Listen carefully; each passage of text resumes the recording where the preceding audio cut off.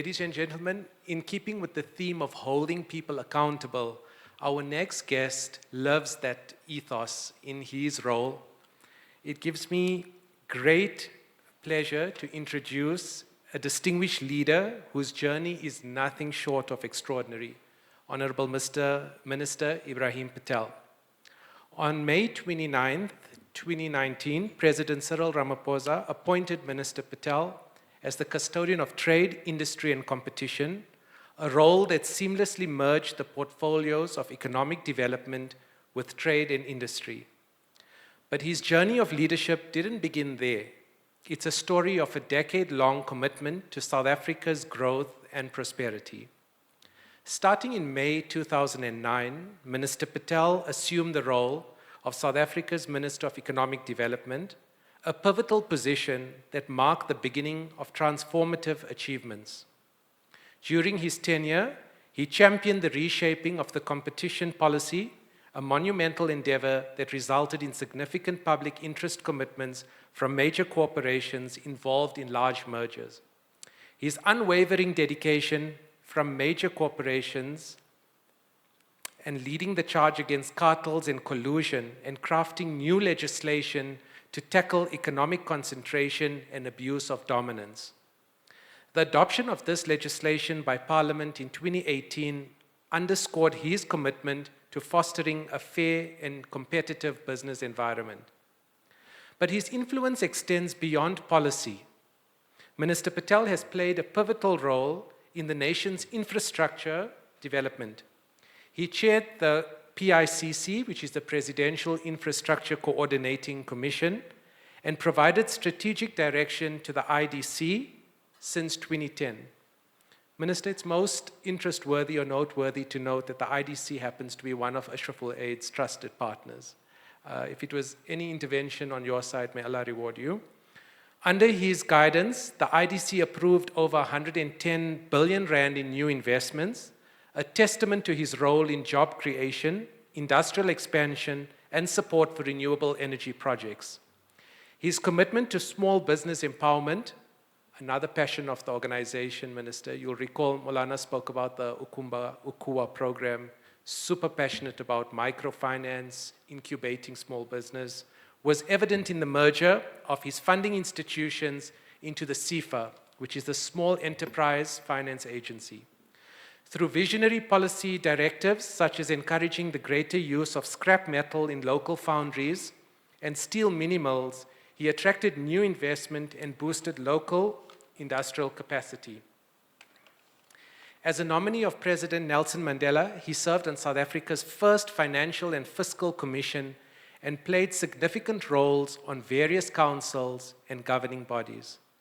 In conclusion, Minister Patel's journey is not only remarkable, he embodies the spirit of leaders that are so desired.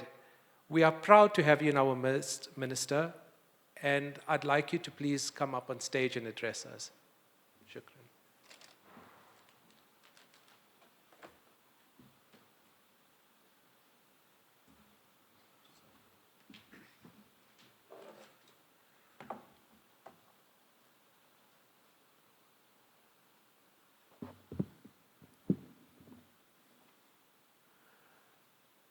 Maulana Suhail Wadi and the Wadi family,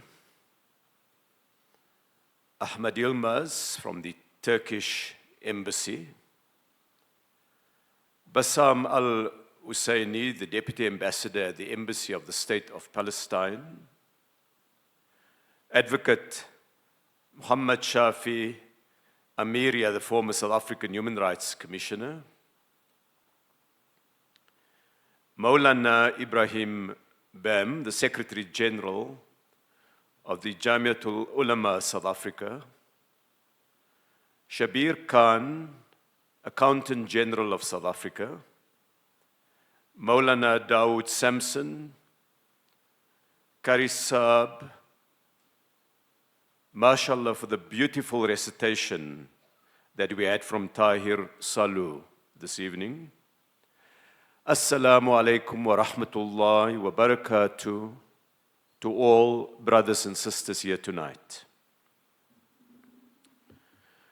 Dear brothers and sisters, most of us here, I guess, are parents. We remember the joy of our children growing up. Picture them as a young 6-year-old and imagine what life was like for those first 6 years, and thereafter, as you reared them as parents. Dr. Muhammad Abu Musa is a medical doctor. He's a medical doctor in Palestine.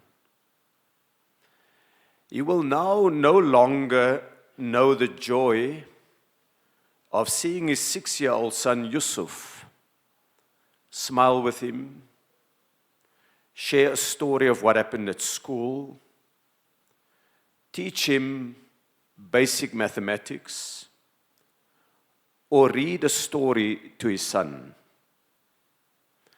Young Yusuf was watching television at his home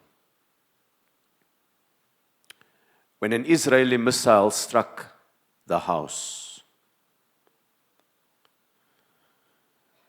His father, Dr. Musa, was at work at a local hospital when he heard the news that members of his family was brought to the hospital. He rushed through to the section, found his wife, saw her injured, and she pleaded with him to find their son.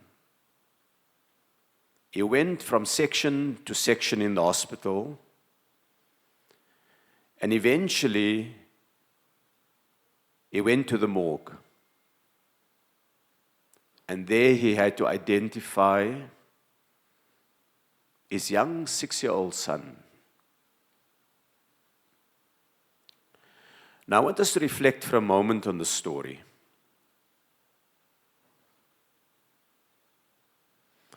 None of us personally knew Yusuf. But all of us can understand the anguish, the profound grief that that family would feel.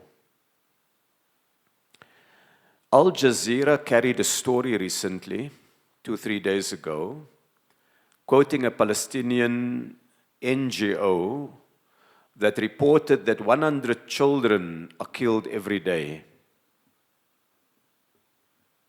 Think about that too. 1 child every 15 minutes.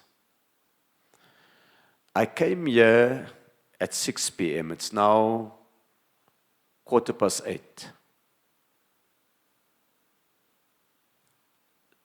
On average, statistically, while we were sitting here, in the few minutes before Maghrib, and listening to the speakers before me, 9 young Palestinian children would have died.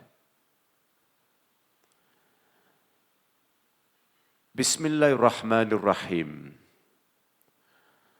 These opening words of the Quran resonate with every Muslim throughout the world. And these words were used in a dua at the inauguration of President Nelson Mandela at the Union Buildings in 1994 by Sheikh Nazir Muhammad, Yarhamuallah. And that moment when these Arabic words were used to bless the new democracy, it symbolized the tolerant and inclusive state that Nelson Mandela and his party stood for, but also the recognition of the important role that Muslims had played in freeing this nation. Today we can proudly say that it is not only history. Yes, that Muslims have shaped South Africa for hundreds of years, from the first Muslims who came as enslaved people in the 1600s, but also today for the role that many Muslims play in the society. And so striving for social justice and for freedom has been very much in our DNA, our genetic makeup as Muslims. And tonight at this dinner, we celebrate the efforts of Ashraful and members of the community who are helping to build this country. Ashraful is one of a number of welfare organizations, humanitarian organizations, that mobilize on an ongoing basis resources from community members and use that to try to change the life of South Africans, but also of people in other parts of the world. Reaching out to others is rooted in the core values of Islam. Islam emphasizes the importance of social justice, of compassion, and of all of our responsibility to those in need. You would hear regularly about al-fuqara, about al-masakin, that in the Quran itself, a prominent role is given to our responsibility to the needy, to the poor. And so tonight I want to speak briefly about our country, contextualizing its current status and its efforts to build a stronger future for all South Africans. And so let me start with how others see us. I travel regularly and meet with both global investors as well as my colleagues, trade ministers from other parts of the world. And when they look at South Africa, they recognize it as Africa's most diversified and developed market economy with a large industrial base. They see us as a vibrant democracy with free and fair elections and a force for promoting democratic values on the African continent. They see a strong and robust legal system with rule of law, a free press, and strong property right protections. They see also, and the ambassadors tell them this, if they are foreign trade ministers or foreign ministers, and their local company representatives tell them if they are CEOs of global companies, that we have a growing skills and technology base with the largest numbers of young people at university in our country's history, and that the skills and the technologies that are developing can be utilized to address African challenges, including, some of them will know, the production of critical medical and other products. They see a country with significant deposits of critical minerals that will be vital to the global transition to a greener economy. And they see us as part of a continent that is growing with enormous untapped potential. And yes, they are also aware of our challenges. They know too that it's a country facing extraordinary levels of unemployment, higher for many, many decades than the unemployment rate was in Europe and in the United States during the Great Depression. Some 33% of people who are willing and available to work and have looked for work in the last few weeks were unable to find work. 1 out of 3 people. And if you count those who are discouraged from looking for work, the numbers rise to 42%. They saw also a country with high levels of poverty in urban and rural areas, and one of the world's highest levels of inequality. And they see high crime levels that affect personal security of citizens. And they recognize that we're fighting the bitter legacy of corruption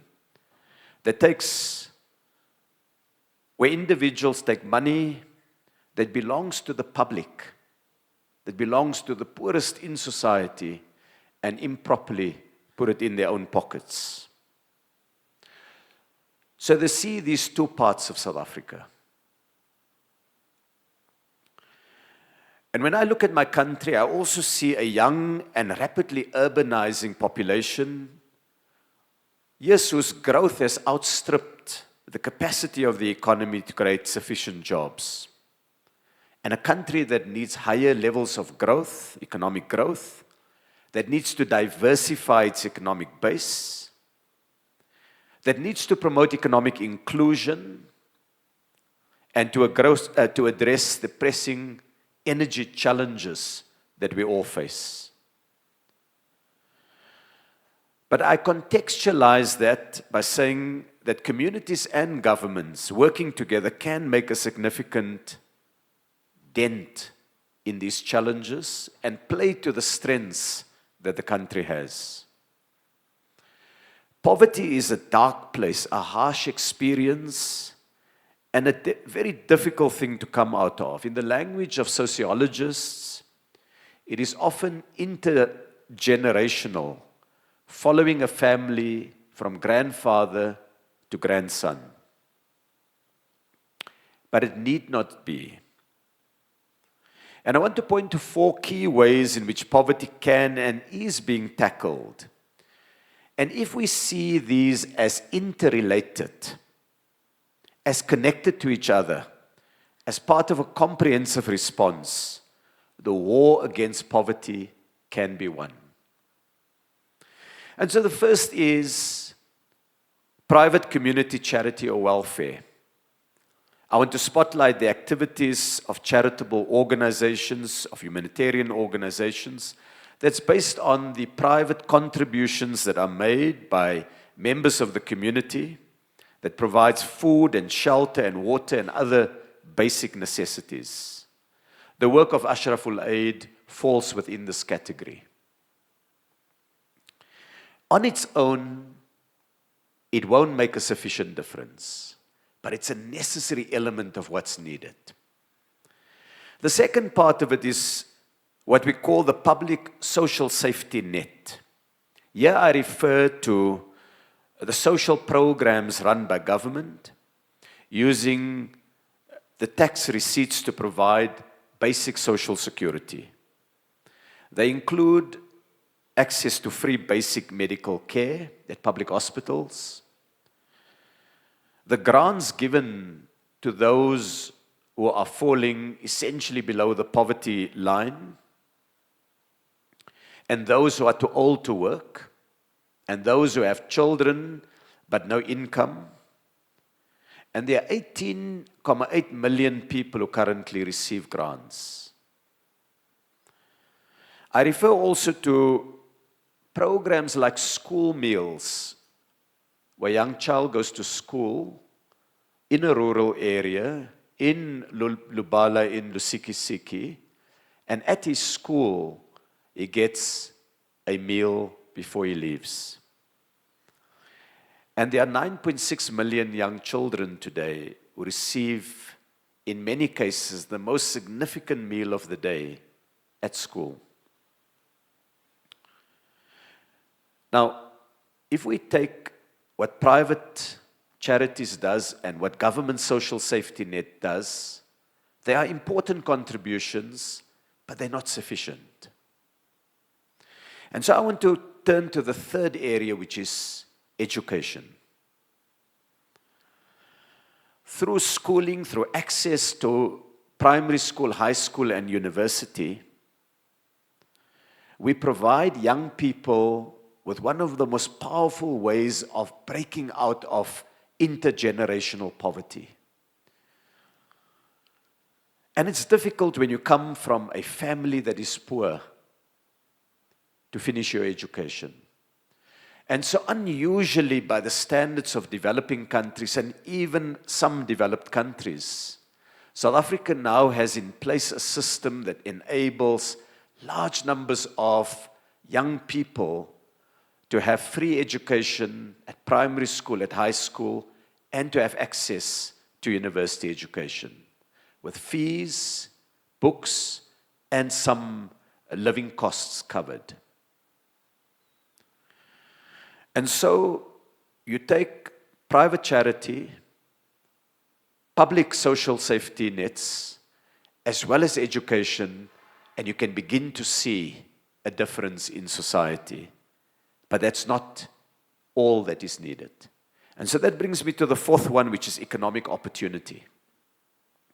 By this, I refer to the opportunity to find a job, or through your own entrepreneurial effort to create a small business that enables you to buy or sell something, to make something, to provide a service, generating the money to pay for food, accommodation, and other requirements. And so it's when we take these four together that we can take a society with an enormous legacy of colonialism, of apartheid, of dispossession, and begin to find a source of greater economic growth, greater economic inclusion, and greater opportunity. Within both our communities, you see the work of Ashraful Aid, and within government, we have many good, honest people. And I want to recognize tonight, among the many people, the Accountant General of South Africa, Shabir Khan. He is from this community. And I also want to recognize the Chief Director in the DTIC, Mohammed Woude. Two people I have had the honor to work with, who have brought enormous integrity, professionalism to their work, where they've been able in government to win the hearts of others and to make a difference to the lives of many. And so I want to tell you the kind of work that they've done. Until less than a year ago, Shabir was the Chief Financial Officer of the DTIC, that stands for the Department of Trade, Industry and Competition, and Mohammed Woude is a Chief Director. And I want to share with you just a few examples by referring to a conversation I had recently with someone who said to me, tell me one or two things that you think are very positive that has happened in recent years. And I started with a list, and just randomly I can quote one or two now. I said, for example, that during the COVID period, just as we were getting to the end of that period, I had the pleasure to go to Buffalo City, East London, and to launch a new vehicle. Now, I haven't looked at the cars that many of the community members who came here tonight used to get here, but presumably one or two of you may have a C-Class Mercedes. There are three places in the world that makes a C-Class Mercedes: Bremen in Germany, Beijing in China, and Buffalo City in South Africa. And it's not made in many parts of the world because the machining and technical capability required to produce a Mercedes, to have it travel, to be used anywhere in the world, is quite extraordinary. And South Africa has that capability, not in Johannesburg only, not in Cape Town only, but in one of our smaller metros. And as I started to tell the story, I was asked, well, where are the other stories like this? Where can we find it? And I said, we've just produced the annual report of the DTIC. And I've just had to address Parliament 2 weeks ago on this annual report. Let me send you a copy of my presentation. And so I'm going to quote you a few things that I had shared with Parliament and that I had sent to these friends. So the department had tried to say, what is it that we did last year, in this past financial year? And so we supported the auto industry, and it produced 548,000 cars, bakkies and taxis here in South Africa, maintaining our status as Africa's largest auto producer and one of the world's large auto producers. That working with the IDC, which has also been a partner to Ashraful Aid, we've been able to mobilize funding that has given a job opportunity in this past financial year alone to 65,000 people in community projects, some of them literacy programs, in others basic food production. Through the Competition Commission, one of the agencies we work with, about 180,000 jobs have been protected during merger proceedings when one company buys another firm.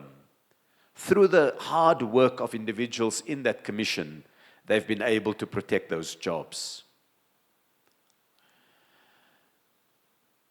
Through the work of the DTIC last year, we held a Black Industrialist Conference that showcased about 1,000 black industrialists. And when I talk of black, I mean African, Indian, and colored. Because our Black Industrialist program supports all of those business people from all of those communities. They included All Joy, owned by the Dersots family, Epic Oil by Nadim Musa, Freedom Stationery by Shiraz Musa, the Amka Group by the Kala family, the Noodle Factory run by Shakir Parker, Pro Roof by Rafiq Muhammad, Broadway Sweets by Nazir Osman, Fair Price Furniture by Muhammad Ansar, and FX Board by Muhammad Bera. Now I quote these names because these black industrialists were all showcasing their products to the world and saying the democratic change has been the big catalyzer that has opened up opportunity that they otherwise would not have had. The report I gave to Parliament pointed out that through the work of the DTIC, when one hospital group had a merger transaction, we got them to agree to do 1,000 pro bono surgeries as part of their public interest commitments. That we launched in January this year, South African developed satellite that is built by a company called Dragonfly with a capacity to monitor 1 million square meters daily. And it will focus now on South Africa's agricultural land. A technology developed here in South Africa that I could point to the very substantial flood relief provided to businesses affected by the devastating floods in KwaZulu-Natal. Or I could point to the new undersea cable connecting South Africa to West Africa and Europe that is being laid now by Google as a result of a commitment they made at an investment conference that we convened. Or I could point to South African-made films that tell our story with passion, like The Silverton Siege or Umbrella Man or The Woman King. Or I could tell them that South Africa led the world last year at the World Trade Organization in getting a global deal for the right to produce COVID vaccines through a waiver of intellectual property at the WTO. Or I could point to the new trade agreement that we are concluding, the African Continental Free Trade Area. Today, there are 48 countries where South African businesses have preferential access to. As soon as this deal is implemented, which we expect to happen within months, that number will rise to 89 countries. Or I could point them to the fact that we had a business forum last year with foreign investors from Saudi Arabia And today we are now enabled to use South African beef. Our halal certification has been accepted by the Saudi authorities through the engagement that the DTIC and government has had with the Saudi authorities. Or I could point to the fact that the export of apples have crossed the 3 billion rand threshold, making our country the 5th largest exporter of apples. Or that sunflower oil export surpassed the 1 billion rand mark, with new markets in places like Malaysia, Spain, and the UK. Or I could point to the fact that we've now launched a 1.3 billion rand energy resilience fund to support smaller businesses affected by the challenges of energy. Or I could say to parents that the Competition Commission has now investigated the very high prices of school uniforms. You know what it's like. Every school has its own unique arrangements, only one manufacturer, only one retailer with huge markups, and that those now are no longer permitted.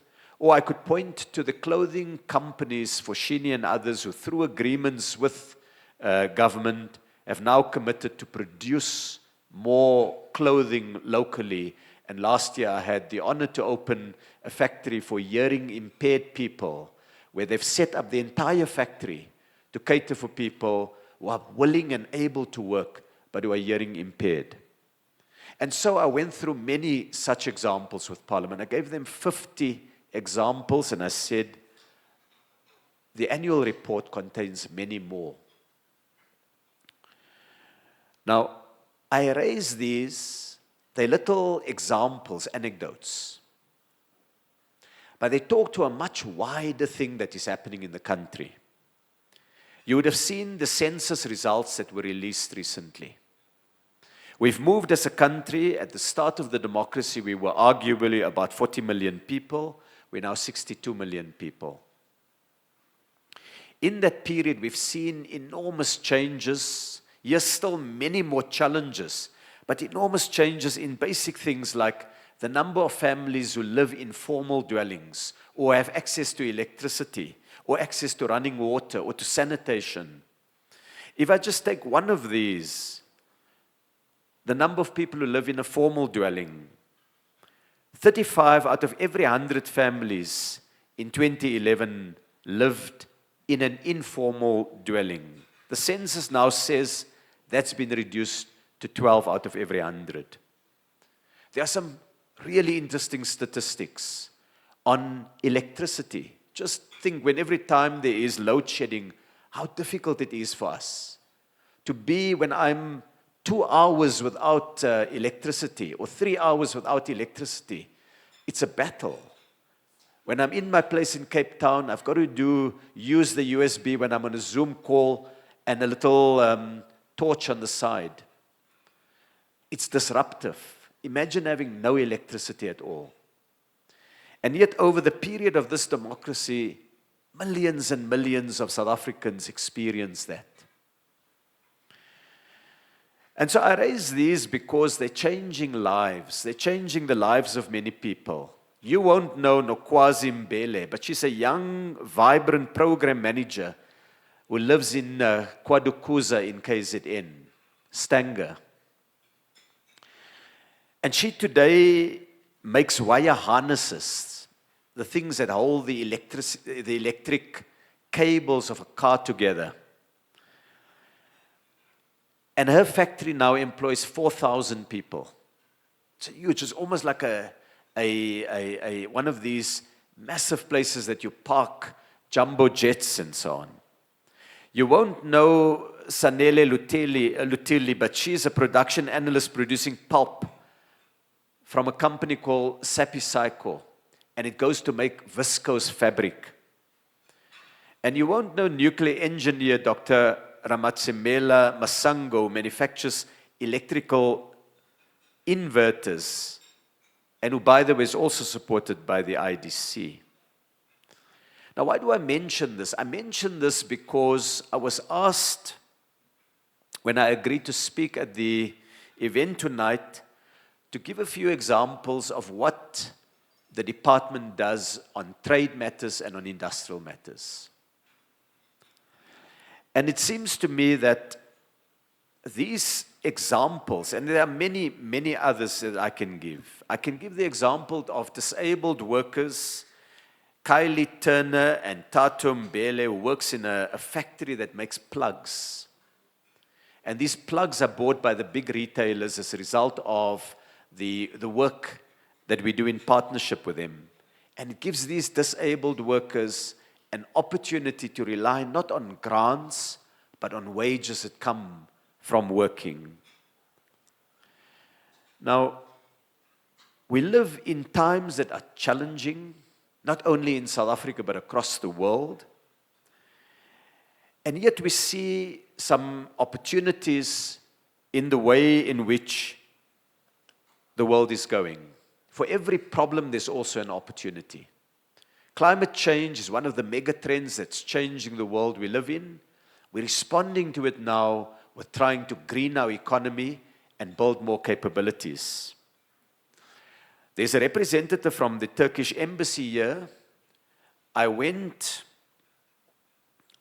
3 weeks ago, perhaps, to a company in Ladysmith. And the company DeFi Appliances is owned by a Turkish investor. And working in partnership now, they've agreed that they will be producing from this month a green refrigerator, so a freezer and fridge, that will be able to operate outside of the grid system. And so if you want to make a positive contribution to climate change, you can use that. We're talking to the auto industry now on shifting the production of internal combustion engines to electric vehicles. And so I recognize that I stand now finally between you and dinner that is about to be served. And so, what is my appeal to this community? My appeal is support the humanitarian organizations that are making the difference in our country, increase the level of active citizenship, work with government, and there are many good people in government. The headlines are for the corrupt, and there is corruption, and it's visible, and we need to flush it into the open, and people need to be arrested, they need to be held accountable, they need to go to jail. But in that more than 1 million people who work for government, there are also many honest, good people. Strengthen the relationship between humanitarian organizations and those parts of government. And you've already done this between yourselves and the IDC, which is one of the agencies that has really been working to promote job creation in South Africa. There are other agencies, the National Empowerment Fund, they work with small businesses and they make differences to the lives of people. There are agencies that protect consumers from food that is wrongly labeled. There are public institutions like the South African Bureau of Standards. All of them need young people to join them. I want to conclude now to say there's a hadith narrated by Ibn Abbas, radiallahu anhu, who reported that the Messenger of Allah, peace and blessings be upon him, was an optimistic person who did not only see challenges and problems in the horizon. And Abu Dawud radiallahu anhu narrated that the Prophet sallallahu alaihi wasallam said, "Give glad tidings and do not scare the people away." I quote that because what we must do is challenge a narrative that sees only doom and gloom, that sees only problems, that sees only challenges. Yes, there are challenges. Yes, there are problems. And yes, we need to deal with them. But an optimism of spirit is necessary to galvanize a society to fight that which is wrong, to celebrate that which is right, and to make every example of success become the platform for thousands such examples. This community has been there during the struggle against apartheid. This community needs to be there in the struggle now, this important struggle for jobs, for transformation in our society, for fighting poverty. And so I wanted to be here tonight to support your efforts, to make sure that the efforts that you are making are not silent, that they are highlighted, to support those who contribute to the efforts of the humanitarian and welfare organizations, and that those are the professionals and business people who are here tonight. So Jazakallah for this opportunity and for your patience in recognizing that though it's not Ramadan, I have kept you hungry for longer than was necessary. Shukran, Jazakallah.